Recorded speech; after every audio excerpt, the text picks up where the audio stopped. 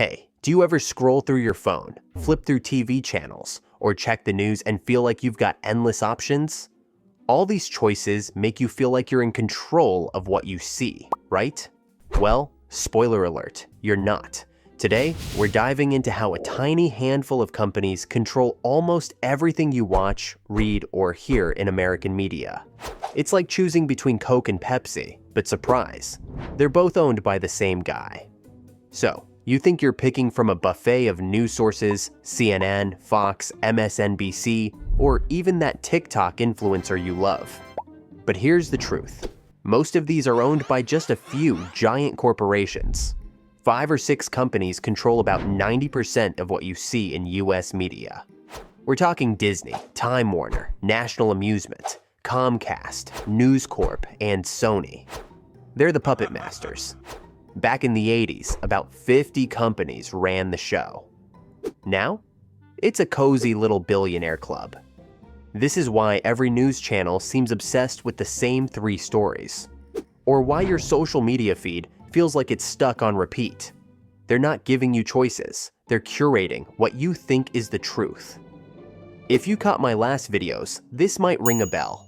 In my China video, I talked about how propaganda pushes a shiny version of reality to hide the messy stuff.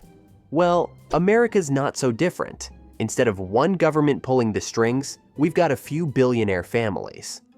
Kinda like the unofficial monarchy I mentioned in my second video. These media giants aren't just businesses. They're powerhouses shaping what we argue about, what we care about, and even how we vote. Let's look at some real 2025 drama. Remember the Signalgate scandal back in March? Trump admin officials accidentally looped in the Atlantic's editor Jeffrey Goldberg on an unsecured Signal chat, plotting a Yemen bombing run. Huge national security breach, right?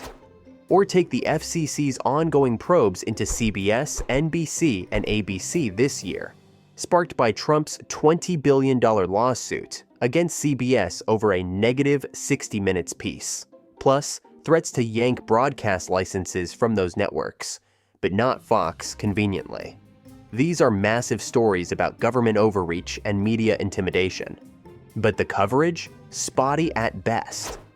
Outlets like NBC, owned by Comcast, and ABC, under Disney, downplayed their own vulnerabilities, focusing instead on culture war fluff or vague press freedom editorials that named no names.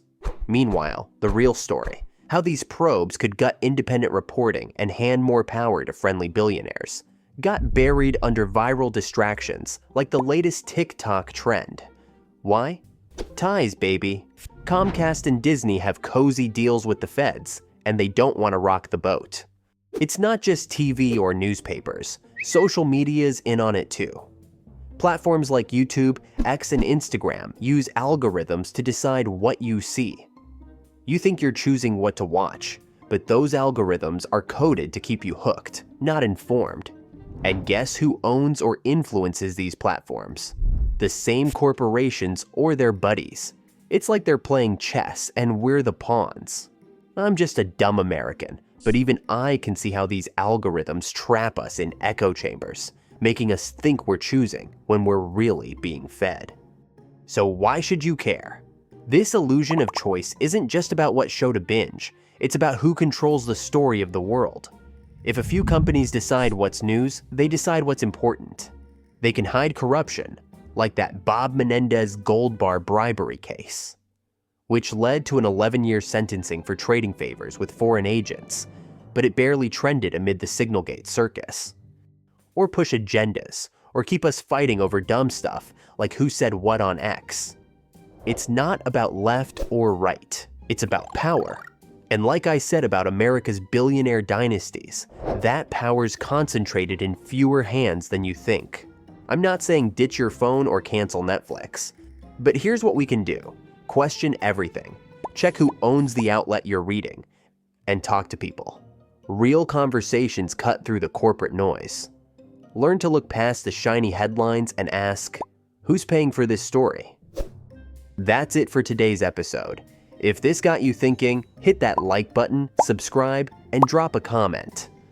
What's a story you think the media is hiding? Maybe I'll cover it next.